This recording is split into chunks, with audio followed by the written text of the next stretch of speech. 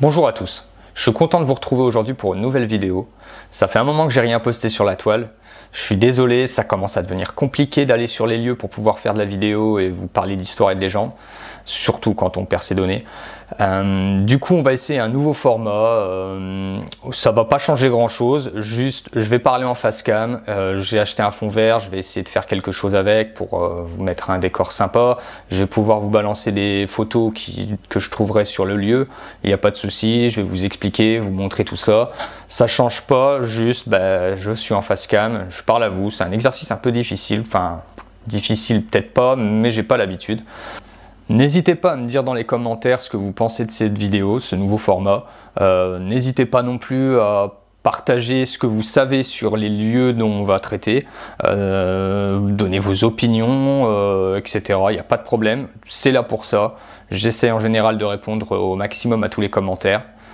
Enfin voilà, je ne vais pas vous faire un speech plus long que ça, c'est déjà assez long.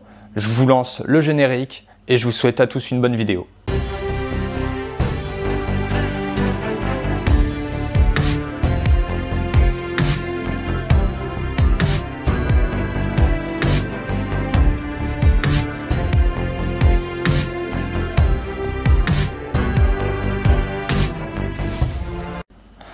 Aujourd'hui, je vous emmène direction l'Inde.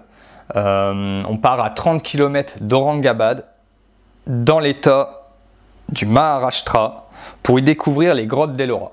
C'est le site à l'architecture rupestre ancienne la plus importante d'Inde. On y trouve 35 grottes et temples taillés directement dans la roche. Réalisés en grande partie sous le règne de Kalachuri au 6e et 7e siècle, la construction de ces grottes a été réalisée sur une période de 150 ans. Ils n'ont pas chômé les mecs, on parle quand même de 7 millions de tonnes de basalte extrait, c'est quand même pas rien, mais enfin bon, on en reparle après dans la vidéo. On va plutôt se concentrer sur la grotte numéro 16, le plus beau et le plus grand temple de ce lieu, le temple de Kailasa. L'excavation mesure 80 mètres de long, sur 47 mètres de large et sur 33 mètres de haut, ce qui représente environ 200 000 tonnes extraits pour y édifier un temple magnifique de 45 mètres de long, 30 mètres de large et 32 mètres de haut, ce qui représente un exploit monumental avec les outils de l'époque, sans parler du détail et de la précision de l'architecture qu'il y a sur ces lieux. Construit par Krishna Ier au 8e siècle, la construction aurait duré environ 18 ans, à partir de 760 de notre ère. Krishna Ier l'édifie pour célébrer sa victoire sur les Pallavas. Il s'agit d'un temple à 5 sanctuaires.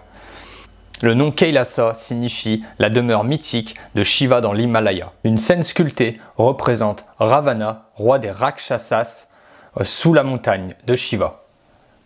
Le temple est placé sur une haute plateforme que les fidèles doivent monter en empruntant 2 escaliers monumentaux pour accentuer l'effet montagne.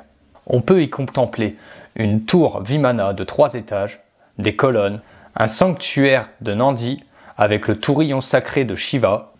Il présente tous les détails architecturaux d'un temple construit en blocs, comme des bases, des chapiteaux, des consoles et des pilastres.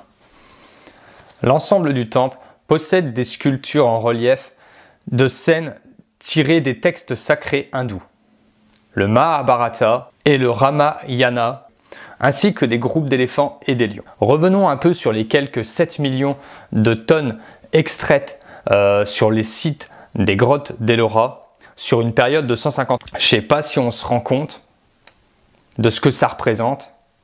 Si on veut un élément de comparatif, on est à peu près sur la pyramide de Khéops sur le plateau de Gizeh en Égypte, c'est 5 millions de tonnes. Voilà. Ce qu'il faut se dire, c'est que déjà, où est passée cette pierre?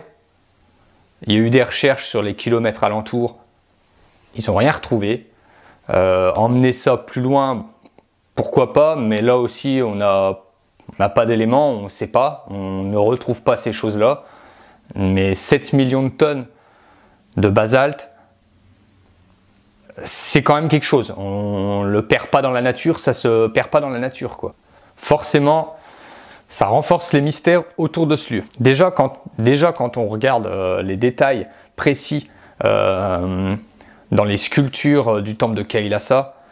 On peut être que admiratif d'un travail aussi bien fait sur une période aussi courte de 20 ans. On est quand même en 760 de notre ère, c'est quand même loin, on va pas se le cacher. Et donc on peut imaginer que c'est pas n'importe qui a travaillé sur ces sites-là.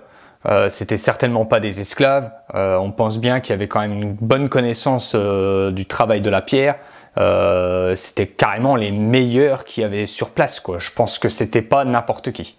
Parce que bon, quand on travaille de la pierre, bon, on se plante, on reprend un autre bloc de pierre. Là, on se plante, on fait quoi? On change de colline? C'est compliqué, quoi. Donc je pense qu'il y avait quand même un savoir-faire très prononcé. Et ce qui rend fou encore plus cet édifice, c'est en si peu de temps.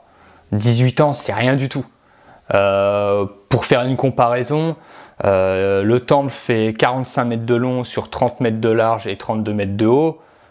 Si on prend en comparaison avec l'Arc de Triomphe, qui mesure lui aussi 45 mètres de long sur 22 mètres de large et 50 mètres de haut, on est à peu près sur la